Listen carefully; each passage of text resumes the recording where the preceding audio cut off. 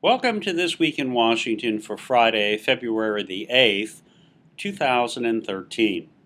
As you've probably seen in the news media, the discussions here in Washington dealing with the sequestration, the budget, and our financial situation has not evolved much over the last several weeks.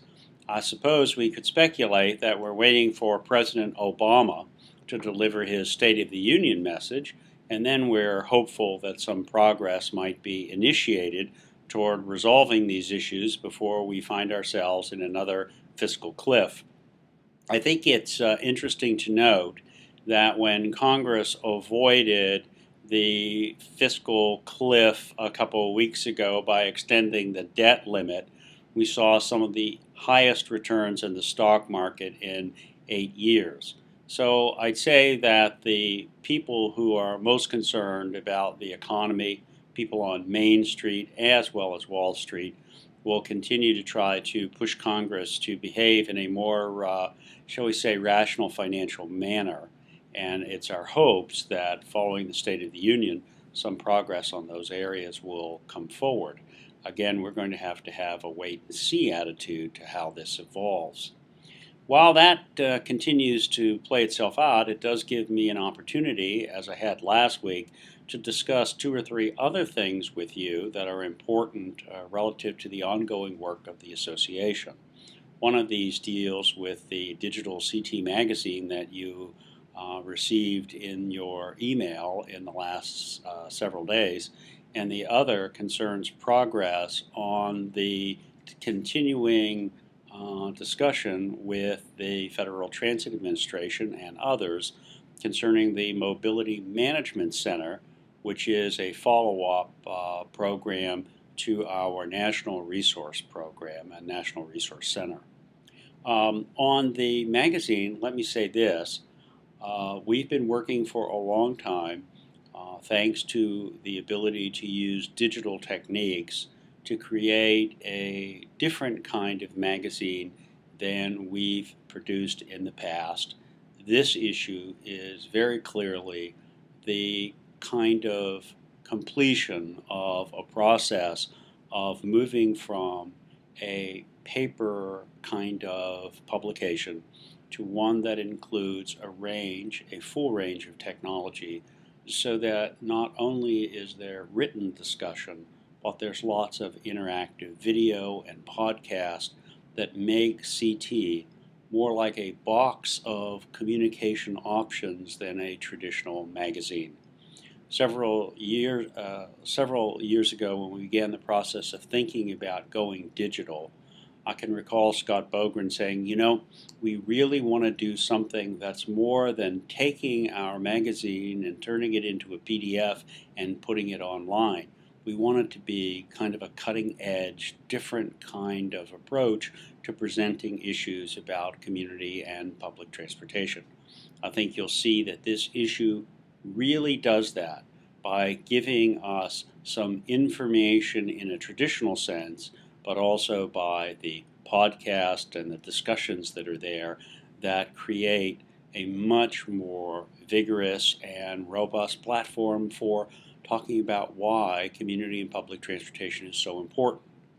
The other thing that's really outstanding in this issue, and I give special credit to Scott and Rich for this, which is our outreach to include new people in our innovative series on people doing different and positive things in our business. Some of our traditional old-timers who we've always referred to as innovative are missing in this issue, as we are able to focus on new people with new ideas, bringing new concepts to our business. I think that's especially exciting for all of us, knowing that even in these difficult times, we have new people coming into our business with new ideas. I also think it's interesting that you'll also notice we did a little bit of polling about how people feel about our business, and I really think when you read the issue, you'll see why the people we selected as innovators have such positive feelings for the future. So I like this issue.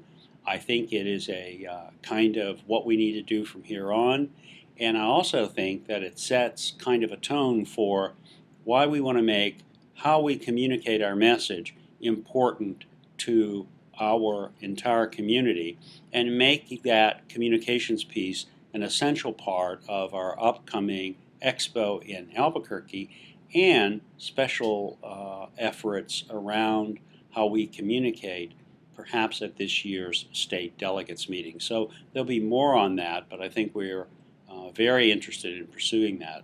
Finally, on that front, I would say we've been in contact with some other media outlets who publish magazines in a number of urban areas that we want to try to work with to get our message on community and public transportation out as a regular feature of other people's publications. So I think we're continuing to explore ways to get our message out, to tell our story, because it's so essential in both the short and long run of trying to influence decision makers about the future of community and public transportation. On the National Resource Center, I would just like to remind you that the current program that we were all familiar with expired several months ago. We submitted a response to a request for proposals that the FTA did and put together an alliance with ourselves, APTA, and Easter Seals to present a new approach to providing mobility management educational opportunities and services and continuing to work on trying to coordinate the bits and pieces of services and programs for transportation. I'm very pleased to let you know that the Federal Transit Administration selected our proposal as the most qualified, and we are working with our partners, APTA and Easter Seals, to develop a range of services based upon what we submitted. Now, what we submitted isn't necessarily what the final product will be. It was our approach to dealing with this that they found to be the winning combination for this activity. I'm not exactly sure yet how this will all come out because we have a series of negotiations to complete, but I do know that at the most important features of providing expanded mobility management education and continuing some portion of our coordination effort will emerge from the final process. I know that we're all interested in the future of the ambassador program and efforts. I don't know at this stage whether or not they will fully emerge at the end of this process. And I'll be in touch with individual ambassadors, especially those of you who serve on our board, in the next several days. But I will say that it is a very tight financial bind that we're in because this proposal includes not just the CTAA activities of the past, but also the APTA and Easter Seals efforts in coordination and mobility management. So we're going to try to accommodate as many things as we can, but we're not sure that we can accommodate all the things that we wanted to do. Again, we'll have more on that as the situation develops, but it is good to know that our proposal with our allies finished first in the process. I hope, again, in the next several days to have information about that I will be making available.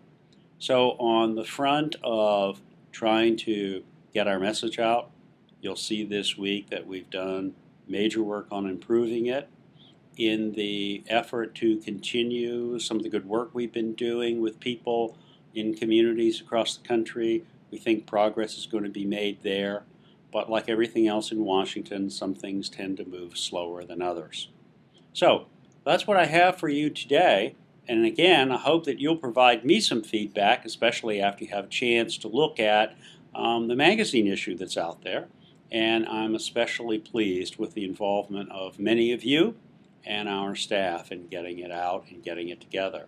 Those of you who are living in the Northeast, north of Washington, you have our best wishes for the day ahead, and I hope that you will get through this weather event as best as you can. So thanks, best wishes, and I look forward to talking to you soon. Bye for now.